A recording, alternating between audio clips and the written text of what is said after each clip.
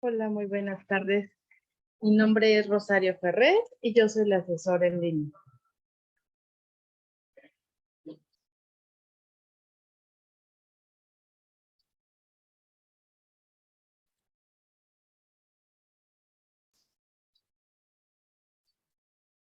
El tema que el día de hoy vamos a ver o la materia que vamos a revisar es la de informática administrativa aplicada.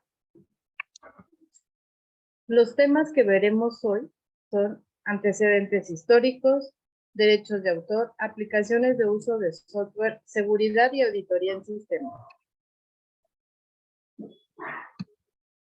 ¿Cuál es el objetivo general de la asignatura? Es conocer aspectos básicos sobre las aplicaciones del uso de software y sus implicaciones legales, identificando las ventajas del manejo de la información para propiciar un óptimo impacto en la toma de decisiones dentro de una organización. Y en los antecedentes históricos, aquí ustedes ya hicieron una línea del tiempo, pero bueno, vamos a retomarlo. Sabemos que en la prehistoria el hombre estaba preocupado por conquistar la Tierra. Ahorita ya estamos en el espacio, pero ¿cuál fue el primer sistema de conteo que hubo? ¿Cuál fue la primera necesidad de administración? Se encuentran registros de marcas en los huesos de animales, donde ahí llevaban ellos sus registros. Entonces, todo empieza con el cálculo, y el primer sistema de conteo es ese. Después, 300 años antes de Cristo, llegan las tablas de Salamina, que eran alambres, piedras, con las que empezaban a hacer agrupaciones. En el año de 1202, llega el ábaco, que consiste en una serie de alambres. Sobre cada alambre se enhebran 10 bolitas. Esto es gracias a Leonardo Fibonacci.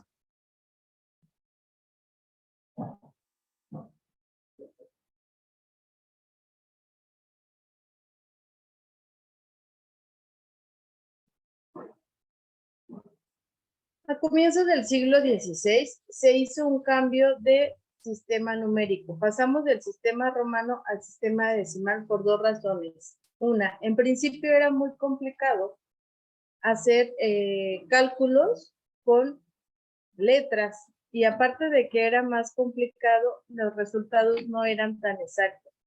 Por eso fue que se hizo el cambio del sistema romano al sistema decimal, para que el resultado del cálculo fuera más exacto.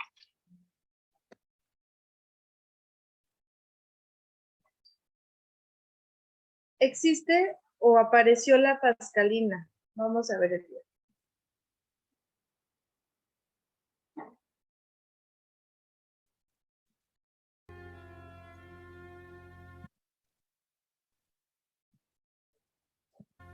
En el año 1639, la familia Pascal se muda a Rouen y con 19 años, Blaise comienza a trabajar por primera vez como inventor. Para ayudar a su padre en su trabajo de empleado de la oficina de impuestos, construye una máquina de calcular. La Pascaline era una máquina de calcular mecánica con la que podían realizarse sumas y restas. Estaba construida con 10 cilindros que se movían mediante ruedas dentadas. Cada uno de ellos reunía 2 series de números. Con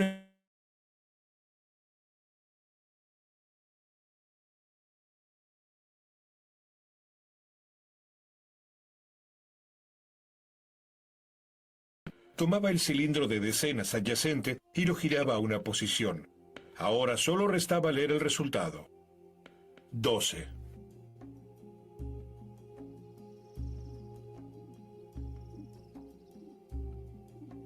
Durante 10 años, Pascal trabaja en el perfeccionamiento de su invención. También intenta vender la máquina, pero ninguno de los 50 ejemplares producidos funciona de manera confiable. A finales de la Guerra de los 30 años, no era posible fabricar ruedas dentadas con la precisión requerida. Esto hacía que los componentes de esta compleja máquina se trabaran constantemente, lo que obligaba a menudo a desarmarla completamente para repararla. El comienzo del fin del éxito comercial para Pascal. En una oportunidad presentó su máquina ante Cristina, la reina de Suecia, pero no tuvo éxito. Sin embargo, la máquina resultó ser un modelo de muchos de los futuros aparatos de cálculo mecánicos.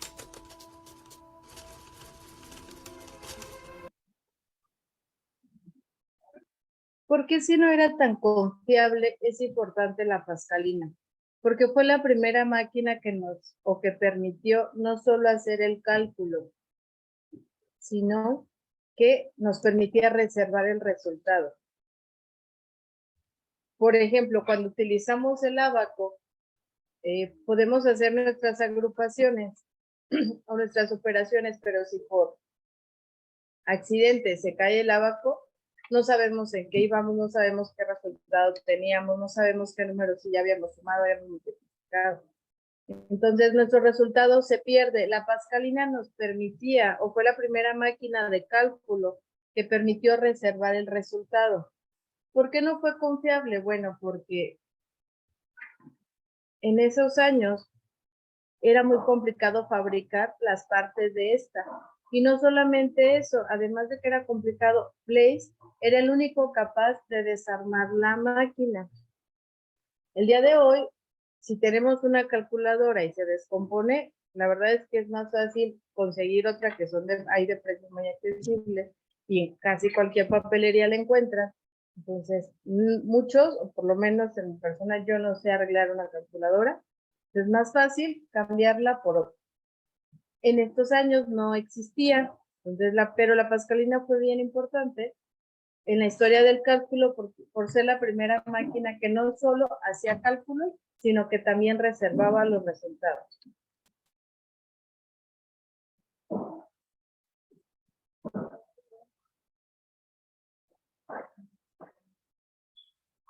Bueno, sabemos que toda la tecnología y todo lo de computación tiene sus antecedentes en la historia del cálculo. Ok, pero ahora vamos a lo que son las generaciones de las computadoras. Lo vamos a platicar sobre este video y lo vamos a ir pausando para revisar cada una. No hay una generación única como tal.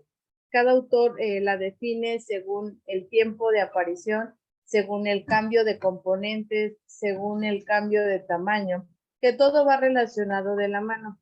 Sin embargo, no podemos encontrar o no encontraríamos una única clasificación en los libros de texto.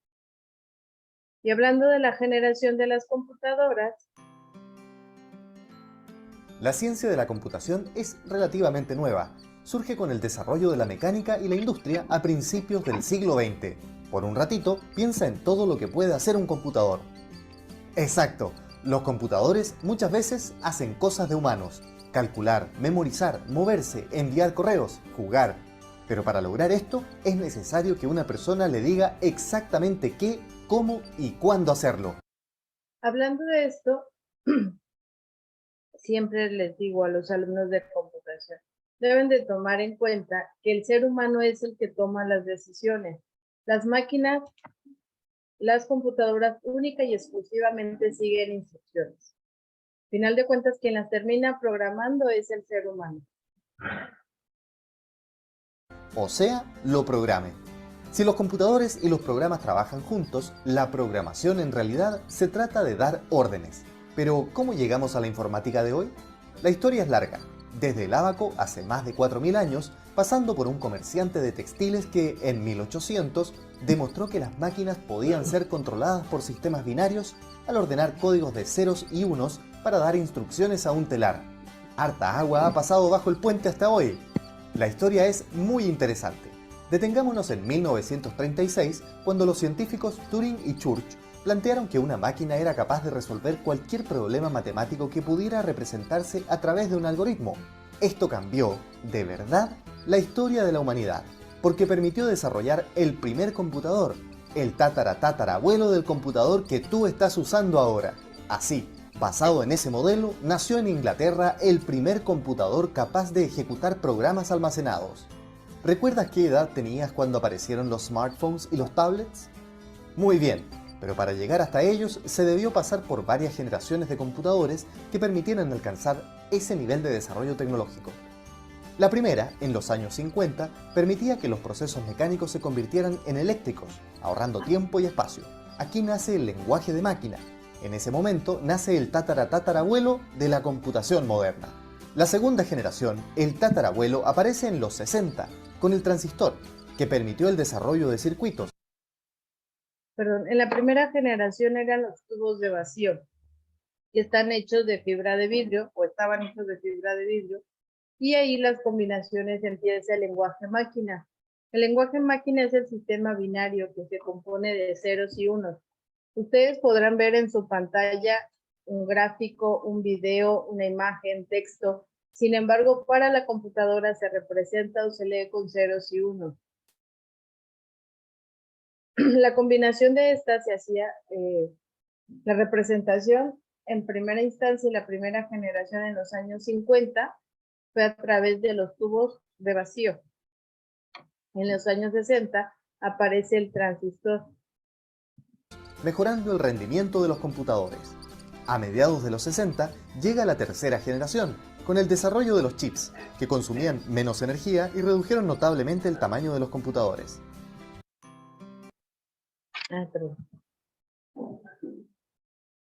Tatarabuelo aparece en...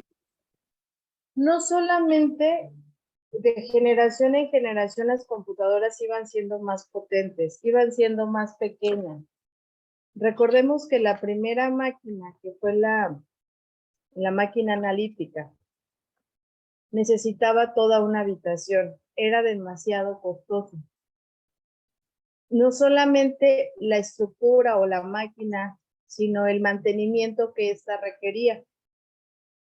No era fácil conseguir las piezas, era muy costoso y única y exclusivamente se hacía para cálculo. Las primeras computadoras lo único que hacían era cálculos a través de las tarjetas perforadas, que aquí nos mencionó, del francés Joseph Jacquard, que fue quien generó, él las generó para la máquina de textil, para que empezaran a replicar los tramas de sus telares. Pero la verdad es que funcionó tanto que se utilizó como método de entrada de información para la primer computadora. Pero había la necesidad de que un humano fuera a insertar a las tarjetas, la máquina hiciera el proceso, el cálculo, el resultado se guardaba en otra y tenía que pasarla un humano, una persona, de un lugar a otro. En la segunda generación y ya con los transistores ya no era necesario. Ya la máquina por sí solo. Aparte, aparece el trabajo en paralelo. ¿Qué quiere decir? Empezó los procesadores de texto, como es Word, las hojas de cálculo, las presentaciones. Es decir, ya no solamente nos servían para cálculos, ya podíamos hacer más de una tarea. Al ser más potentes y más pequeñas, era mucho más fácil adquirirlas. Y ya no solo dependían de una empresa, ya se pensó en que en las casas pudiera haber una, porque ya podíamos hacer más cosas, o sea, nos ayudaba para resolver más tareas. Los 60, con el transistor, que permitió el desarrollo de circuitos, mejorando el rendimiento de los computadores. A mediados de los 60 llega la tercera generación, con el desarrollo de los chips, que consumían menos energía y redujeron notablemente el tamaño de los computadores.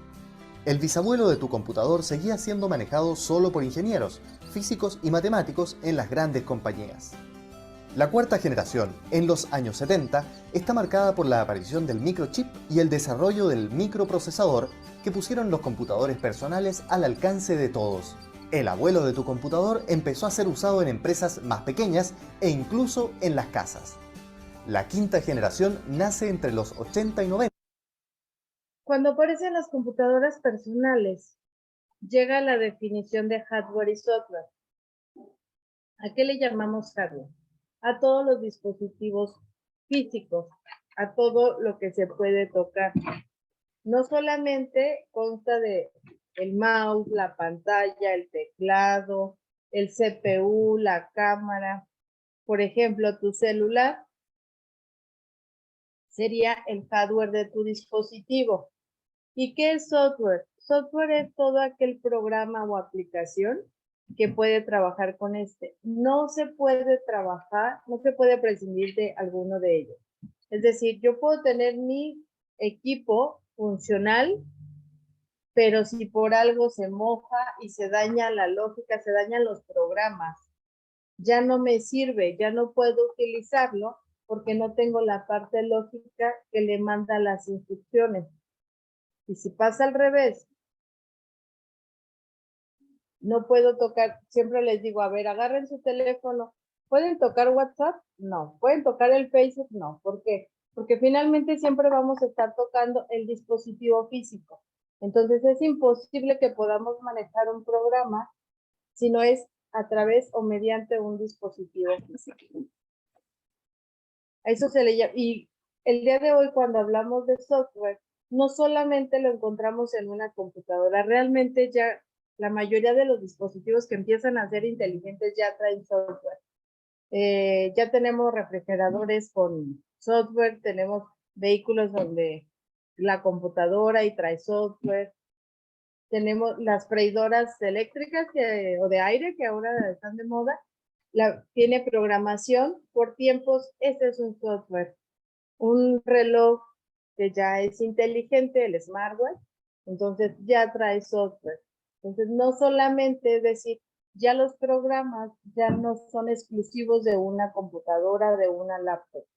Entonces ya en todos los dispositivos, siempre cuando traigan algo de programación, algo digital, ya empezamos a ver el software. Y dentro de software tenemos dos tipos, el sistema operativo y el software de aplicación. ¿A qué le llamamos sistema operativo? Es el programa que necesita para que funcione el dispositivo. Es decir, en una computadora regularmente lo que encontramos es el Windows. Windows es un sistema operativo. Si nos vamos a un celular, ubican lo que es el Android. El Android es lo que necesita mi dispositivo para poder funcionar, es decir, para que se encienda, para que yo pueda navegar, para que se escuche, es el software, el sistema operativo Android. Es un software de aplicación, es un programa que puede o no estar en tu computadora, sin embargo, seguirá funcionando. Por ejemplo, en una computadora se desinstaló el Office, ya no tengo Word. Perfecto, no tengo Word, no tengo mi software de aplicación, sin embargo, la computadora va a seguir funcionando. En mi celular, por error, borré el Facebook o el WhatsApp. No pasa nada, va a seguir funcionando sin problema mi dispositivo, porque lo que no se dañó fue el sistema operativo. Esa es la diferencia entre un software de sistema operativo y un software de aplicación. Los programas pueden o no estar, mientras que el sistema operativo es necesario para que el dispositivo funcione. Y dentro de hardware tenemos hardware de entrada, de almacenamiento y de salida. ¿Cuál es el hardware de entrada? Todo aquel dispositivo, herramienta o aparato que me permite introducirle información a la computadora. Si yo quiero pasar esta hoja de físico a digital a mi computadora, la tengo que escanear. El mouse me sirve para darle instrucciones a la computadora. El teclado me sirve para ingresar información. El lector de código de barras igual. Entonces, todos esos me sirven para ingresar información. ¿Cuáles son los dispositivos de salida? Bueno, todo lo que me permite visualizar la información almacenada. ¿Cómo es la pantalla? ¿Cómo son las bocinas para los audios? El proyector también es un dispositivo de salida. Y ahora vamos a hacer la inversa. Yo tengo un documento digital y lo quiero pasar a físico, sería a través de o por medio de una impresora. Ese es un dispositivo de salida, todo aquello que me permita visualizar la información que tengo almacenada. Y los dispositivos de almacenamiento, pues bueno, ahorita vamos en que yo creo que ya va a dejar de ser físico, porque empezamos con un disco de 5 1/4, donde te permitía almacenar. Después nos fuimos a los disquetes de 3,5, que era un disco magnético y tenía un segurito que se abría y ahí te permitía la lectura o el almacenamiento. Después nos fuimos a los discos compactos, al CD, que nos permitía guardar audio, cualquier archivo multimedia, y tenía mucho más capacidad que un disco de 3,5.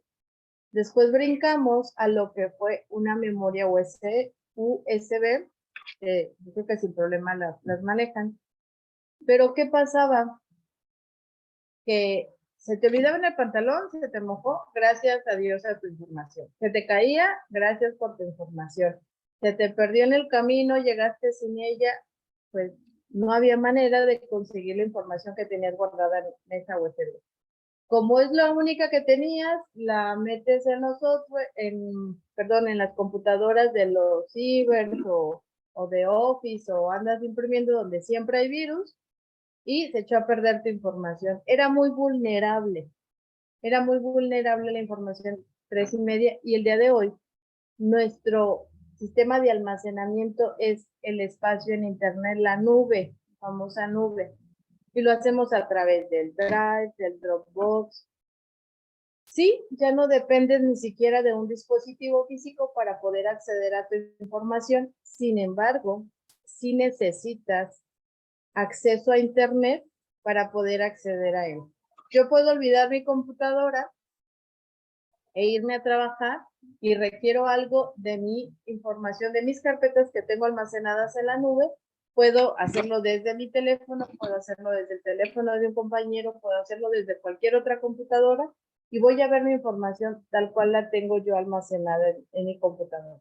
Sin embargo, si yo no tengo acceso a internet, no hay manera.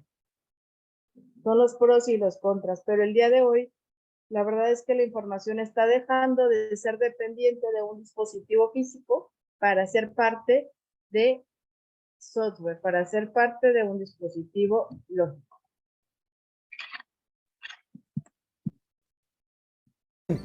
Con los sistemas operativos de interfaz gráfica y la aparición de Internet, y probablemente fue cuando tus padres tuvieron, por primera vez, un computador enfrente. Como ves, la evolución de los computadores se debe a un gran proceso de investigación para desarrollar la inteligencia artificial, para que las máquinas puedan pensar por sí mismas. Hoy deberíamos estar pasando por una sexta generación, con tu notebook, smartphone o tablet, aunque ese cambio de generación no se ha definido con exactitud. Ya vemos, o ya se marcó otro cambio de generación, y yo creo que, como comentario personal, la pandemia nos obligó o nos orilló a varios que no tenían o no hacían uso de la tecnología a hacerlo. Había papás que en la vida habían mandado fotografías o evidencias, y sin embargo en las escuelas fue obligatorio el que tu hijo haga las tareas, tomarle fotografías y mándamelas como evidencia. O algún video donde esté haciendo los ejercicios de educación física, tómale un video y me lo mandas.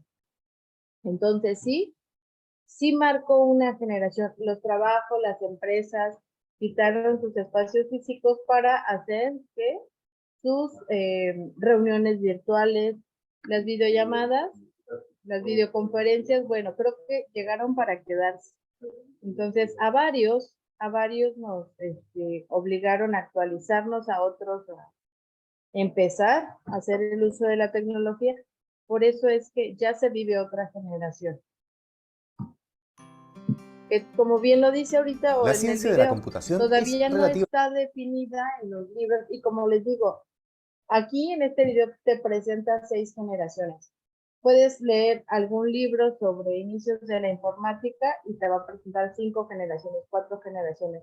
Realmente no hay una clasificación única.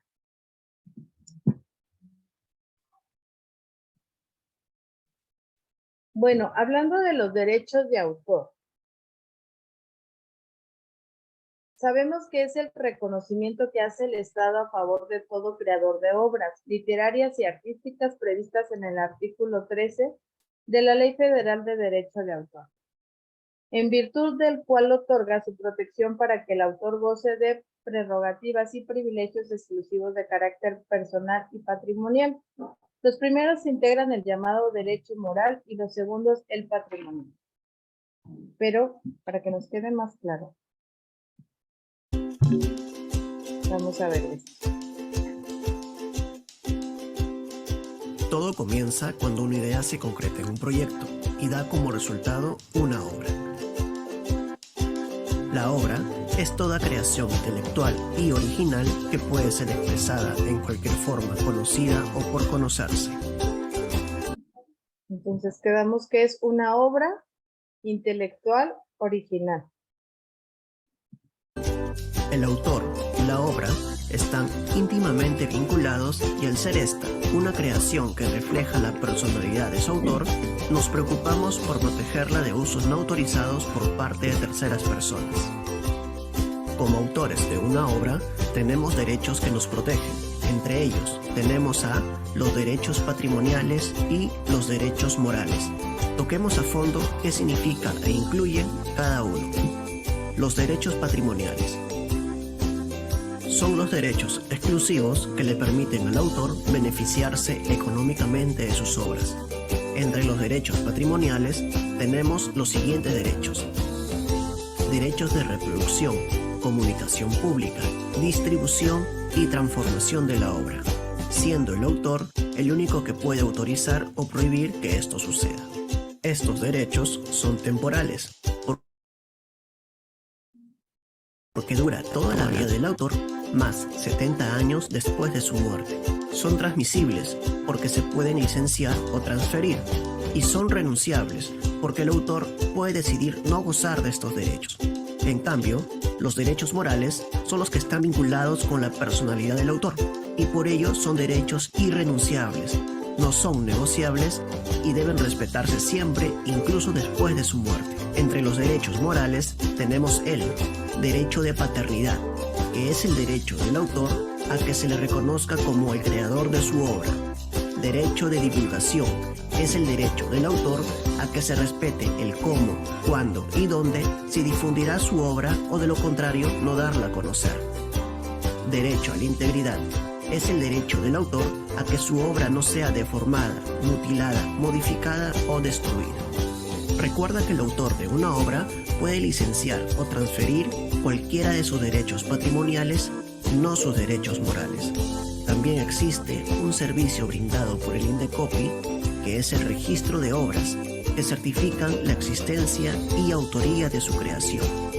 Si bien el registro de una obra no es obligatorio, el mismo ayudará a dar a conocer ante terceros quién es el autor de la obra. Esta información es aplicable para todas las industrias creativas y como sé que quieres saber más, te hablaré de algunas variantes y especificaciones según la industria a la que perteneces. Eso significa que este video continuará. Ya lo vamos a ver. Bueno, ¿cuáles son las aplicaciones del uso del software? Facilita el manejo de la información de forma precisa y oportuna. Por ejemplo, las bases de datos. No es lo mismo que tenga almacenado información. Por decir, tengo un registro de mis productos.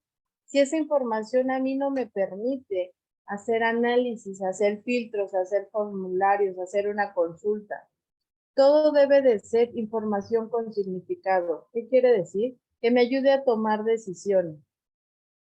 De mi registro de productos necesito saber cuántos tienen menos de 5 de existencia en un inventario. ¿Para qué? Para poder surtir. Si ese registro que tengo no me sirve para tener esa información, pues no está funcionando. La información tiene que ser precisa y oportuna. Un análisis de información en tiempo real. ¿Cuál es el tiempo real? Que si los dos, ustedes, desde su computadora y yo, tenemos el mismo documento abierto, Si yo actualizo alguna información, algún dato, en el momento en que yo lo esté actualizando, a ustedes les aparezca. Eso es trabajar en tiempo real. Que en dos puntos que estén en diferente lugar puedan ver y analizar o trabajar al mismo tiempo algún producto, algún documento. Eliminar datos y operaciones innecesarias para agilizar procesos. Quitar procesos basura o poder minimizar para agilizar los procesos. Predicciones futuras. Esto influye en la toma de decisiones. Al optimizar la gestión de los procesos aumenta la productividad de los empleados y obviamente se va a reflejar en las ganancias de las empresas. Ayuda a mejorar la contabilidad y las ventas. Más que mejorar, creo que es llevar el control para que todo engloba a la toma de decisiones. Seguridad y auditoría en sistemas. Vamos a ver los 7 pasos para la auditoría de seguridad de sistemas. Lo podemos resumir en estos pasos. 7 pasos para la auditoría de seguridad de sistemas. Paso número 1. Seguridad física. Este hace referencia a las barreras físicas y mecanismos de control en el entorno de un sistema informático para proteger el hardware de amenazas físicas. La seguridad física se complementa con la seguridad lógica. Cuando hablamos de proteger el hardware de amenazas físicas, nos referimos a las producidas por el hombre o la naturaleza, entre ellas los desastres naturales, los incendios incidentales, la humedad e inundaciones. También amenazas ocasionadas involuntariamente por personas o acciones hostiles como el robo, fraude o sabotaje. Cerrar con llave el centro de cómputo, tener extintores para eventuales incendios, instalación de cámaras de seguridad, contar con guardia humana, realizar un control permanente al sistema eléctrico de ventilación y, sobre todo, realizar las copias de seguridad en dispositivos externos a los que tenemos guardada la información son algunas de las acciones de seguridad física que pueden funcionar. Seguridad de redes. Si bien la seguridad física es importante, no menos lo es la seguridad de las redes. Debemos tener en cuenta que en los entornos multiusuario, el sistema está más propenso a ataques externos. Aquí debemos tener en cuenta si la red física es segura o está en peligro de conexión no autorizada, quién, además del personal autorizado, podría tener acceso a la red, se conoce y se confía los puntos donde se gestionan las conexiones, tenemos los demás sistemas de la red física securizados, qué tan vulnerable es nuestro sistema y verificar si el tráfico de red es aprobado o no. Protocolos de servicio. El protocolo de servicio consiste en la elaboración de una lista de chequeo de auditoría en el que se analice todo el software instalado en las máquinas, versiones de los programas, si están licenciados o no, si se cuenta con antivirus o no, y al final entregar las conclusiones y sugerencias acorde al resultado arrojado de la lista de chequeo. Las conclusiones ayudan a que se tomen las recomendaciones correctivas o preventivas. Si llegase a suceder algo, será un soporte que blindará al auditor. Seguridad del usuario. Esta varía mucho dependiendo del sistema que se esté usando, ya que puede ser una máquina a la que acceden pocos usuarios o, por el contrario, un sistema como la app de transacciones bancarias al que acceden múltiples usuarios a la vez. En este último caso, es recomendable desarrollar un método estándar para la creación y mantenimiento de cuentas de usuario en el que se establezcan políticas de uso claro, como por ejemplo limitar la cantidad de recursos a utilizar, los inicios de sesión y cantidad de espacio en disco, entre otras. Esto para evitar que por descuidos, sin experiencia y otro factor, se llegue a acabar con el sistema o la información. Almacenamiento de datos de seguridad. ¿Dónde se almacena? ¿Cómo se almacena? ¿Qué tanta cantidad de espacio se tiene? Esto es importante conocerlo para evitar la pérdida de este activo valioso por la inyección de virus mediante la inserción de dispositivos externos como memorias USB u otros. Contraseñas. En muchos casos es común encontrar contraseñas muy frágiles, como por ejemplo el nombre de la persona seguida de la fecha de nacimiento, el nombre de los hijos, de la esposa, el esposo, el nombre del perro o del gato, y esto representa un riesgo elevado de vulneración en cualquier sistema. Aquí es importante que se siga al pie de la letra las recomendaciones para la elaboración de las contraseñas con la que cuente la empresa, o en el caso de que no se cuente, que se establezca un método a criterio del auditor, pero que se mantenga siempre, porque muchas veces la pereza nos gana y terminamos haciendo caso omiso a las recomendaciones y después perdemos.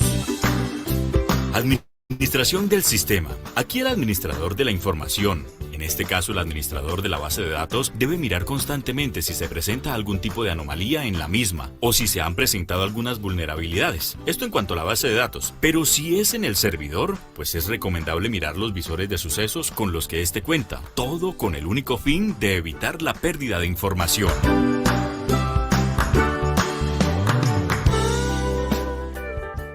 Se tiene que tener en cuenta lo que podemos prevenir y lo que no para una auditoría de sistemas. Acuérdense, siempre guardando la integridad de la información.